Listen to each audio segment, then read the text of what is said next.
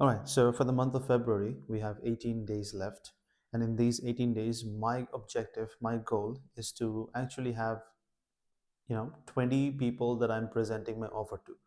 And that's a big ask because I'm not going to be taking any help with my team on setting more appointments, right? Um, because my team will be occupied with the client work and the appointments for the clients, which actually is more important than the agency appointments because this 20 number that I have given myself is more of a personal number. I don't have to do it. If I just get like 10 people that I'm presenting the offer to, and I'm improving my sales process, and I'm improving my concern clarity, which is I call objection handling concern clarity. So from now, I'll keep saying both the names together. But anyways, concern clarity. If I can give someone complete clarity on decision making and removing all their concerns, and I am then having to, I'm actually working on last two sessions were like almost close to 3 hours 15 minutes of session, which was focused on the first part, which is like the finding the problem of for a prospect, and then concern clarity at the end. It's still not the not polished yet, but it's just that what I'm working on right now. So it'll be getting better and better as the time goes by. These two things combined will give me a lot of control in the sales call, right? I call that the consulting call. I genuinely want to help them make a decision, regardless of if that decision is with me or not. And I think that automatically gains trust. So, anyways, they will, as an outcome of that process being completely done properly, they would like to do business with me, right? That's number one. There are other things, other factors that I have to work on. One factor would be reframing the beliefs. So if someone has not done anything in the past, that's a belief. That's a, not taking self responsibility. That's one thing. If someone has done something in the past, maybe like 4 years back, recent call that I had was similar to that. 4 years back, in the last 2 to 3 years, they haven't done anything. That's again similar type of responsibility, lack of responsibility. Second thing would be, sorry, the third thing would be if they say, I did not have enough time to commit to this, I did not know that something like this exists, or yeah, I've been trying to do this myself, uh, because I've already done this for 20 years. Why will I not be able to do it more? Then identifying the gap and showing them, hey, do you see like you doing it this way has left us with a gap, and we have to do something different so that we can have a different outcome. That reframe. If someone says, I do not have money, to reframe that to be resourceful so we can actually have more money.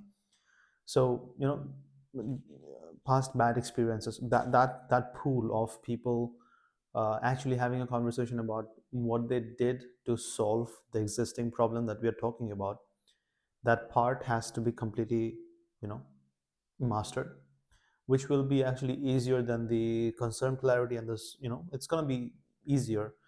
In my opinion, it's not going to be as difficult. So this part is left. Once this part is done, next part would be uh, pre-presentation. I want to dive deeper into their personal agenda and the goals that they have in their life.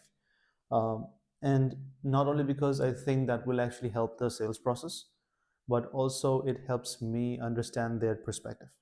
So I want to understand where are they going, what is the ideal outcome that they're looking for, and if there is, mostly these people who are coming in, the top producers in my industry, like the mortgage industry, they usually don't have much. Uh, they're not open, right? They're very egoistic because they think that they are top. Of course, they're top of the industry, but they are not. The industry itself is like a, it's not the top industry out there. It's they are dominated in a realtor mortgage conversation. Realtors dominate the conversation every day. So if I am representing them and speaking with realtors, so I need to establish my dominance there as well, and tell them, hey, you know what, it cannot be you looking up at yourself and then you looking down at me, because at the end of the day, if even if you look down at me and then make a we'd make a deal, we sign up a deal, and then I'm representing you with the realtors who is going to be definitely going to look down at you.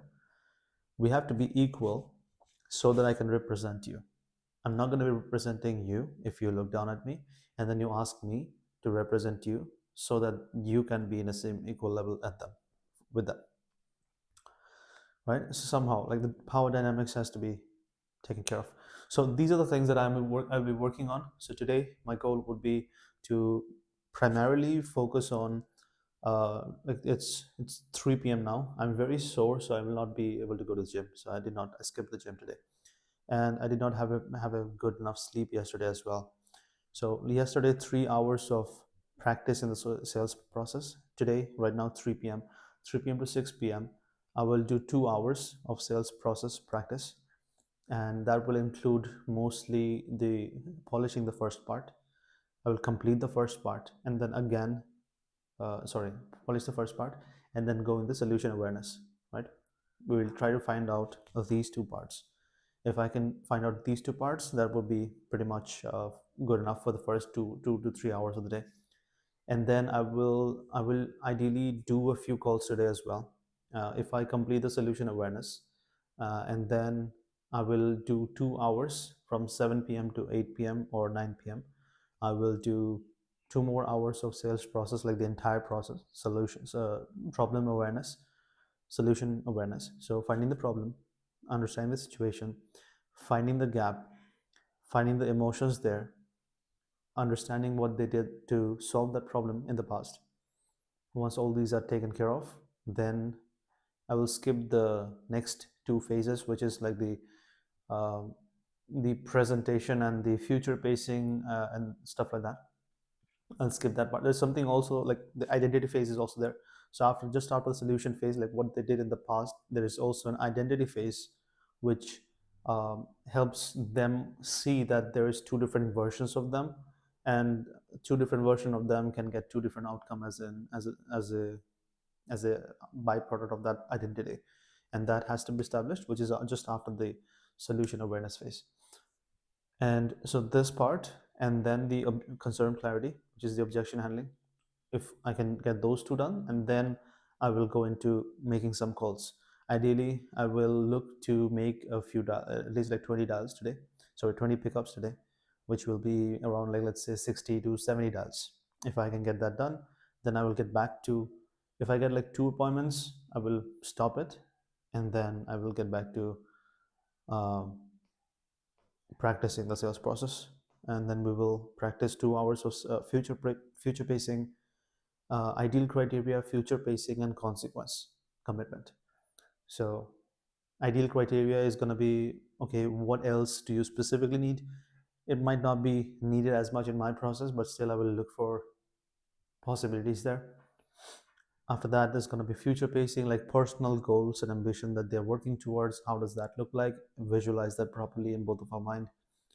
Once the future pacing is there, then the consequence of the future not being there, and then there is the commitment phase of actually committing before the presentation. Then the presentation itself is going to be like 2 hours of practice for the presentation, and once that is done completely, that will be the entire sales process. And then once I completely dominate or understand the like all the major parts that can come up in the sales process, then I will also have to do like 5 to 7 hours of complete like solo role plays, imagining a different type of prospect. I have had like 100 plus conversation right now, so I know for a fact how many types of personalities are there.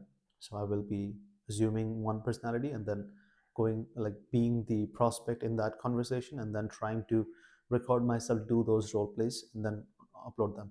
So this month is going to be entirely focused on documenting as much as possible. And yeah, so even if it helps two people to learn from these documents, then and it helps you make like $2,000, $3,000, and even like $1,000, and that's a win. That's the reason why I'm uploading this. But yeah, cheers.